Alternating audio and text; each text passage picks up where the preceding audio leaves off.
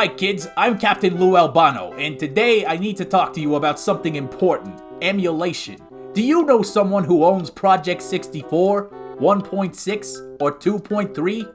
Listen up, paisanos, don't be afraid to say no. Anyone who tells you to use Project 64 is not your friend. Project 64 can and will ruin your life and your friends' lives. So remember, never be afraid to talk to your priests, your rabbis, your ministers, your imams, your parents, your teachers, or your doctors, because Project 64 can and will destroy you. And if you use Project 64, you go to hell before you die.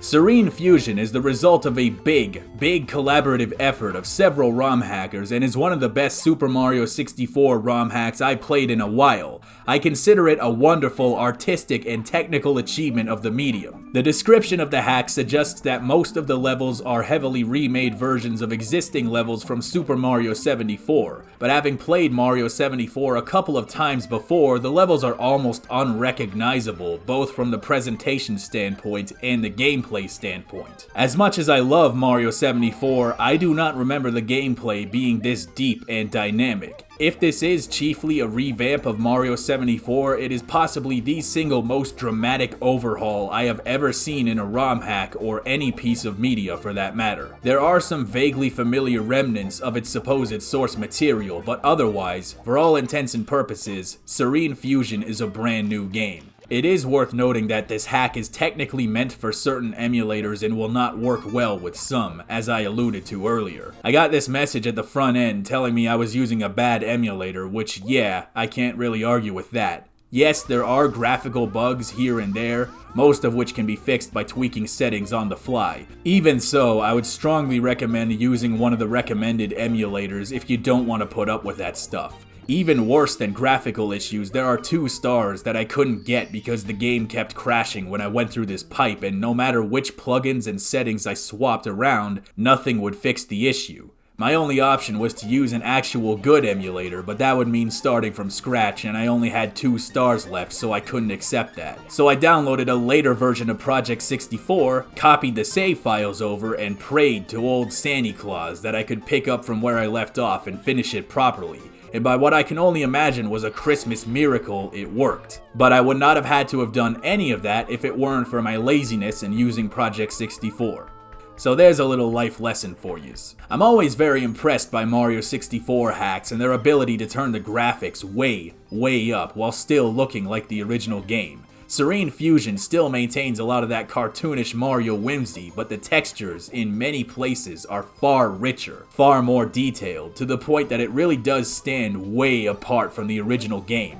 No 2 areas of the game look the same. There's this ruined kingdom area, which acts as part of the hub world, and then you go to enter the levels and the world just brightens up to give you a taste of what it'll actually look like. I'm talking scrolling shadow effect thingies going across the ground. New assets and characters entirely. Even the coins animate much smoother. You got this trippy level where you keep swapping between Mario and Luigi in real time, and there's this intense blur effect that I'm 40% sure is deliberate and not a glitch. This level would be amazing if I could see anything. Serene Fusion has an excellent sense of world building, where every level feels like a fleshed out and authentic world rather than just a video game level. You have the temple world full of tiles and mystical symbols and patterns. The factory level has all this poison all over the place and radioactive fish that can float in midair. You got a lighthouse with a map to navigate between dimensions. There's the volcano area with all these gold and jewels and chaos emeralds, whoa! Then there's the space station where when you exit the structure, the gravity turns very low. I think the true miracle of Serene Fusion though is how spontaneous it is. Every single level is different, not just in the way they look, but also the way they play. There is an element of variety and heterogeneity in this game that isn't there in vanilla Mario 64. Yeah, that's right, I googled synonyms for variety.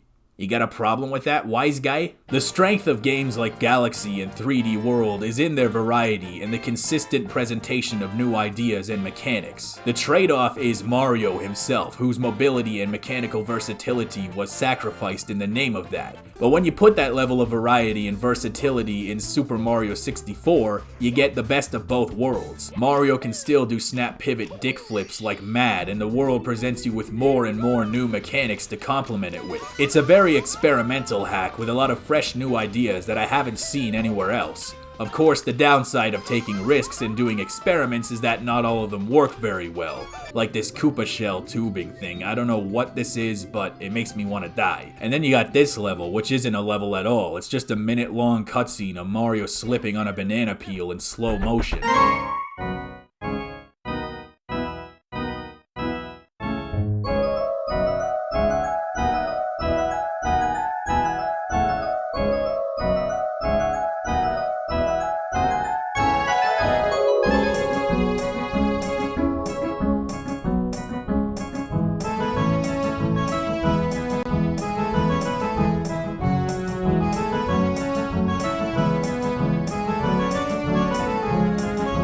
One of my favorite things is these sticky wall jump walls where you can hold on to them and they move, taking you with them. There's this collection of worlds that all use an RNG algorithm to generate an entire platforming jungle gym. And you have to navigate that purely on your own skill and instincts, or if it's impossible, you can re-roll it by pressing L. There's a DSiWare level where you have to draw a star using your body.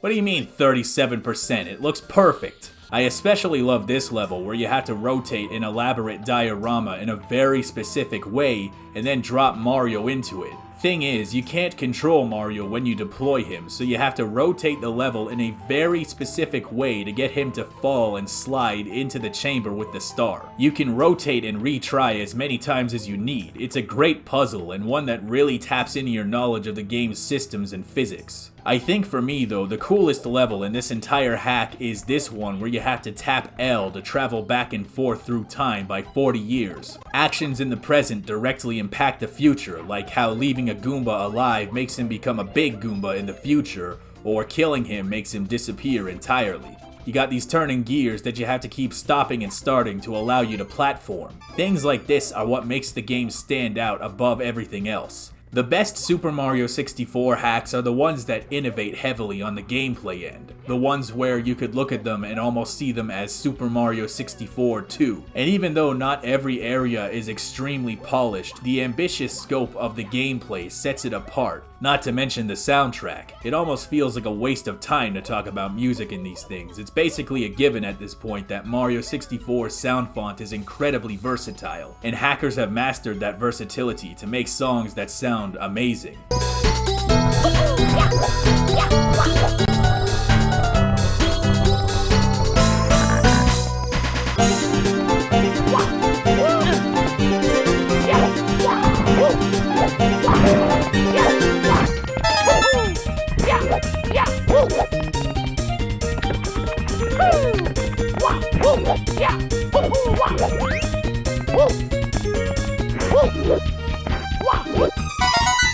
If, like me, you've been waiting on the next big, inspiring Mario 64 ROM hack, here you go. Serene Fusion is incredibly ambitious, mostly entirely functional, and very unique, and definitive proof that Mario 64 can still do great things. Just think, if Nintendo facilitated the modding community, Mario 64 could have been nominated for Best Ongoing Game. Ho ho ho! Thank you very much for watching. Tune in tomorrow for another great episode. Can you guess what it is? I won't tell you yet, but I promise it will be a very exciting game.